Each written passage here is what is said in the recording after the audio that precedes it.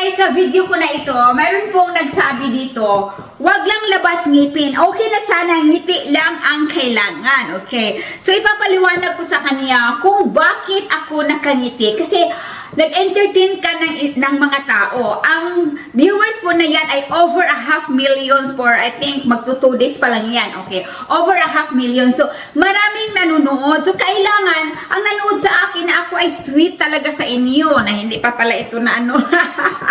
Sweet ako sa inyo. Kaya ako nakangiti kasi nag-entertain ka ng tao. Pag mag-entertain ka ng tao, kailangan talaga nakangiti ka. At saka mayroon talaga akong malaking smile talaga. Kasi magkakaiba naman talaga tayo. Okay? So ngayon, yun na nga, kunti lang daw, ngiti lang daw ang kailangan. Ganito lang.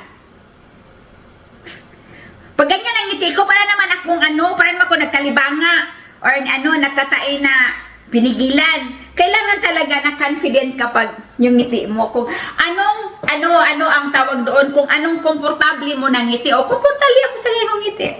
Kasi nag-entertain ako ng mga tao, no?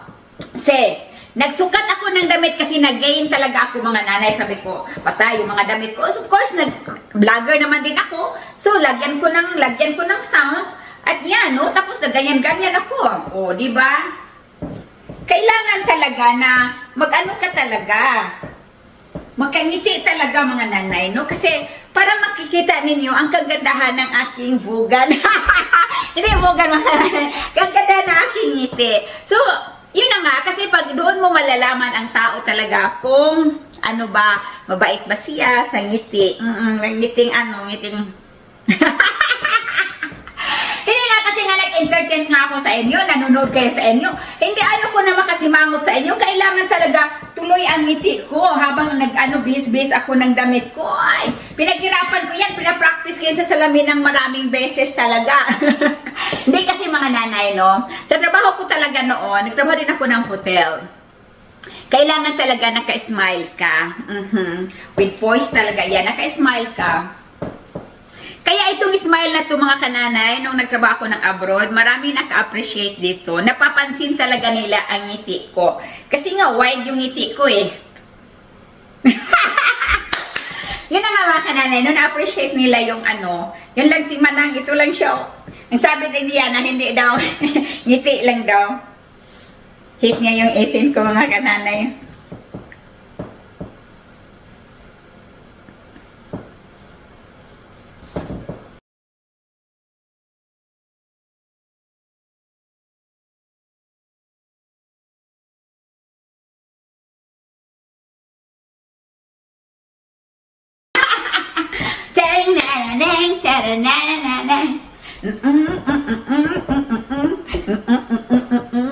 Mga nanay, nandito na ako sa school, no? So, ang aga-aga pa is 7:18. Hindi na ako umuwi sa bahay nang dahil nga may award nga si Matthew ngayon. Kasi pag uuwi ako, ay alanganin ang oras.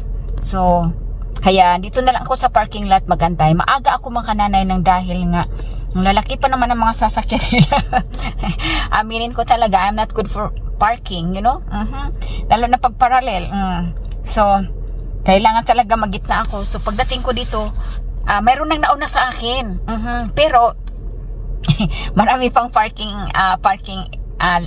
space na maparkingan. So, ayan maaga din sila. Naunahan ko sila mga kananay, no? Kasi pag hindi ka magaling sa parking, especially parallel, ay, mauna ka na. Parang easy lang sa atin. So, ito po yung likod ng eskwelahan, no? Di ba ang linis ng eskwelahan nila? Ayan. Nasilabasan na ang mga tao. Mga nanay, ang pinarkingan ko pala, parking pala yun ng mga teachers. Buti na lang. May space pa naman. So, ibig sabihin, okay ra mga nanay. So, ayan. Tapos tatayo din kami doon ng dahil super ginaw. Tapos tatayo naman kami. Yan sa labas, mag-antay kung kailan papasok. Agoy. Pertira bang tugnawa? Ako ang lubot ni Kupos. Yeah. It's very cold. So, magpila pala kami. Hindi pa papasukin. Ang ginaw dito sa labas, mga nanay. Parang nasa loob ka ng freezer.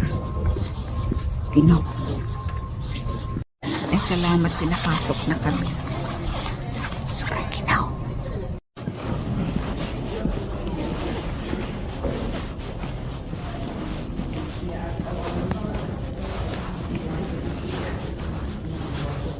Roll for the first and second 9 weeks as well. He's getting perfect attendance for the first 9 weeks and the character award for the second 9 weeks.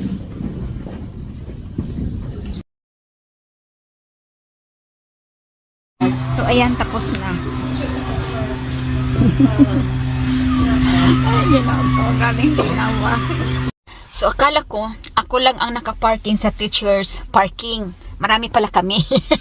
Hindi pala ako nag-iisa. Puti naman. Kasi, kinabahan ako kanina. Baka mamaya di pwede dito kasi para sa teacher. Pero hindi pala. For everybody pala ito. So, kasi nga, marami pang space yung dumating ako dahil maaga nga.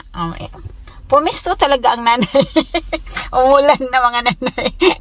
So ngayon nakauwi na ako galing sa award ni Matthew, no, nga nag-attend. So ngayon, diretso na naman ako sa kusina mga kananay at titingnan ko kung anong pwede kong maluto mamaya. So ito na, dito na tayo. Waghanap tayo ng maluto mga nanay. Ano bang lutuin natin dito? Gusto ko yung beef spare ribs. So ito, mayroon tayong beef spare ribs. Ayan, kunin natin at yan ang i-defrost at lulutuin sa hapunan. Andito na ako sa loob. Tapos kinuna na ako ng blood pressure. 117/83. Normal. Happy. Ayan, upo muna ako dito kasi tatawagin na lang ako. Ang aga ko pero maaga akong naumpisahan. So, ibig sabihin, makauwi din ako ng maaga. Good. Humana.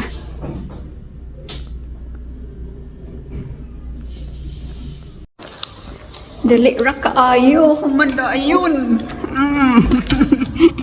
Kaya wa man tayo problema. So, that is only like annual check-up lang naman. So, kaya ang nanay Chen ang bilis na kalabas. Alas 9 yung appointment ko. Dumating ako ng 8:24. Tapos, kinuha ako kaagad. Tapos, yan nga. Kinuha ng blood pressure. Pagkatapos, yun na yun. Tinawag ako ni doktor. Dinala ako doon sa room. Ipabilangkad. Tapos, tawagan ka na lang kung konting interview lang naman yon kung everything is normal ba, and it's normal. Ayan po tayo mga nanay. So ganito po dito sa Amerika, may appointment ka, ikaw lang mag-drive. Walang mag-drive sa'yo, walang driver, ikaw lang. Ito talaga ang katotohanan na ako'y isang nanay na. Kumain kami ng burger, hindi naubos, kami dalawa ni Matthew. So, binalot namin at inilagay ko sa aking bag. Sayang naman kung itatapon o snacks din yan mamaya, di ba? Ayan ang daddy team. Inano na yung mga trash namin dahil kami magtatapo na doon sa what is that, dumpster? The trash dump. Yes. At inaayos na ni Daddy Tim, parang dadalhin namin doon. Diba? For Christmas.